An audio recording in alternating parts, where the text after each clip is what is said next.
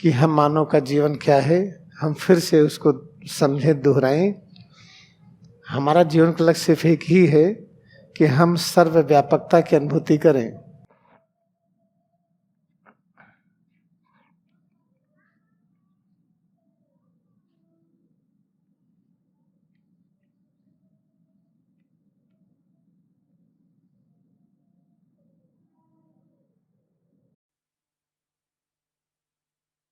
सर्वव्यापकता की अनुभूति कैसे करेंगे? जब हम एक कॉन्सेप्ट में जिए कि हर चीज हमको और चाहिए, और क्या चाहिए, हम क्या और ले सकते हैं जिससे थके ना। खाना ज्यादा खाएंगे बीमार हो जाएंगे, हवा ज्यादा लेंगे बीमार हो जाएंगे।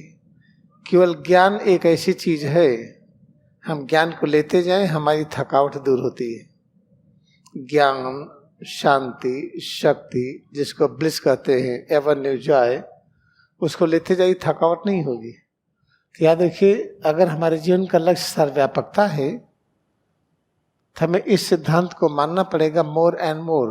हमें और चाहिए, और चाहिए, और चाहिए,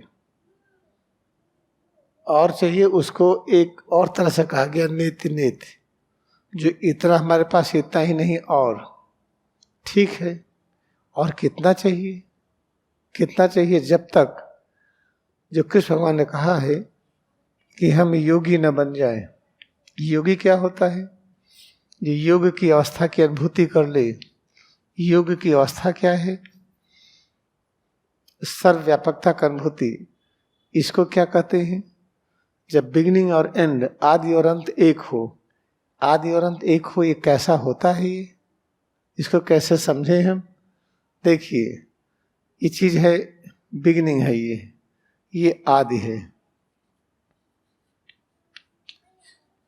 सबसे पहले सृष्टि यही बनी, आदि है ये, ठीक है। तो अंत चलिए, ये बनती गई, बनती गई, बनती गई, बनती गई, बनती गई, अंत तक चले कि अंत में क्या हुआ।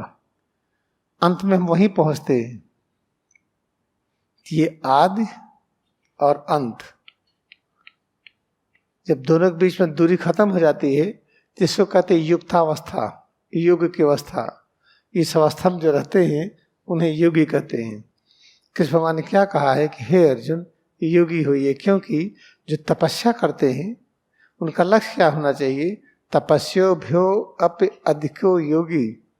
भाई, तपस्या करने वालों को कैसे रहना चाहिए? अधिक करिए। इसका अर्थ हम ऐसा लगाते हैं, क्योंकि गुरुदेव ने कहा है कि सबका अर्थ थोड़ा सा ठीक ठीक कर दीजिए। हमने कहा ठीक है, करते हैं। देखिए, योगी कथामृत के पहले पृष्ठ पर है, तपस्यो भ्यो अप्यधिको योगी। तपस्यो भ्यो अधिको योगी।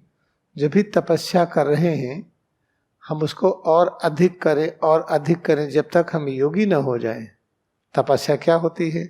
अभी आपने अभ्यास किया था, कड़ापन ढीलापन दोनों में एकाग्रता बढ़ाइए। दोनों दो नहीं है, एक है। अभी तो दो लगता है, और अभ्यास करिए, और करिए, अधिक करिए, अधिक करिए, अधिक करिए, करते जाइए। एक दिन आएगा कि कड़ापन ढीलापन दोनों क्या लगेगा? ज्ञान है ये। कौन सा ज्ञान है? हड्डी बना लिया, आंख बना लिया, कान बना लिया, फेफड़ा गड़बड़ था वो नया हो गया, लीवर ठीक हो गया, हार्ट ठीक हो गया, सिर से पैर की उंगली तक इस तरह से बना लिया, और कई तरह से बना लिया। अच्छा, ये ज्ञान हुआ, ठीक है भाई, तब तो बहुत अच्छा है कि अगर हम इस पर चलते हैं, हम ये आदि और अंत अगर दोनों एक हो जाता है, हम योग की अवस्था में आते हैं। कैसे आएंगे हम? जितना ज्ञान से जुड़े, हमें और जुड़ना है, और जुड़ना है। कितना जुड़ना है? जब तक हम इस स्थिति को अनुभव न कर लें कि हम सर्वव्यापी हैं। अनुभव कर लिए तब क्या हुआ? फिर तो ब्रह्मा की शक्ति आ गई। ब्रह्मा की शक्ति आ गई तो उसी समय हम सुरक्षा भी कर लेंगे, हम फिर हम परिवर्तन भी कर लेंगे। यही तो होली साइंस में लिखा है।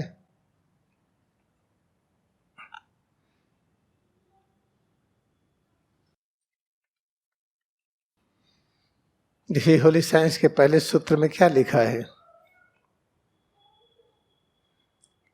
परब्रह्म किसको कहते वो लिखा है, नित्यम पूर्णम अनादि अनंतम।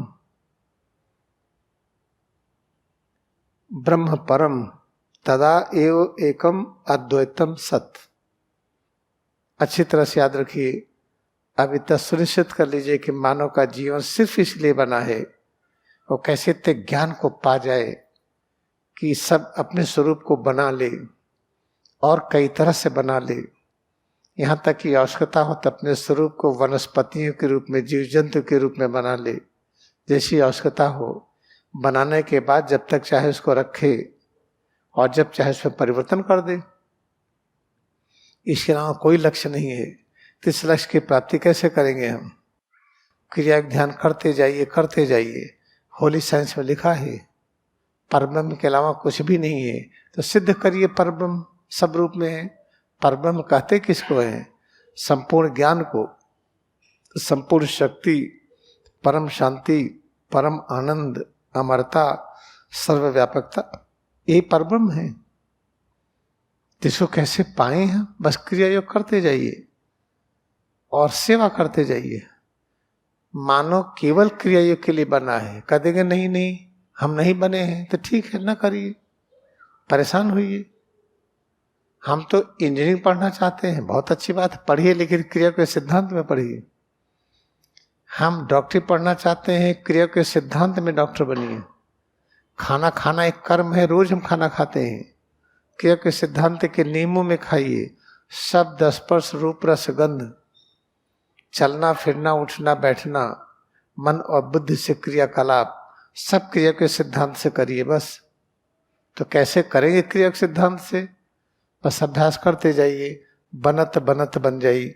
एक दिन ये ज्ञान आ जाएगा कैसे क्रिया का उपयोग हम सब जगह पर करें।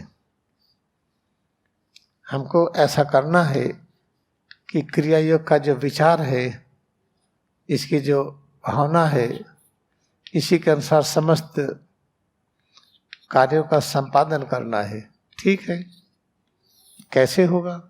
अभ्यास करते जाइए, करते करते एक दिन ज्ञान आ जाएगा कि खड़े हैं तो क्रिया के सिद्धांत में खड़े हों, चलते हों तो क्रिया के सिद्धांत में चलें।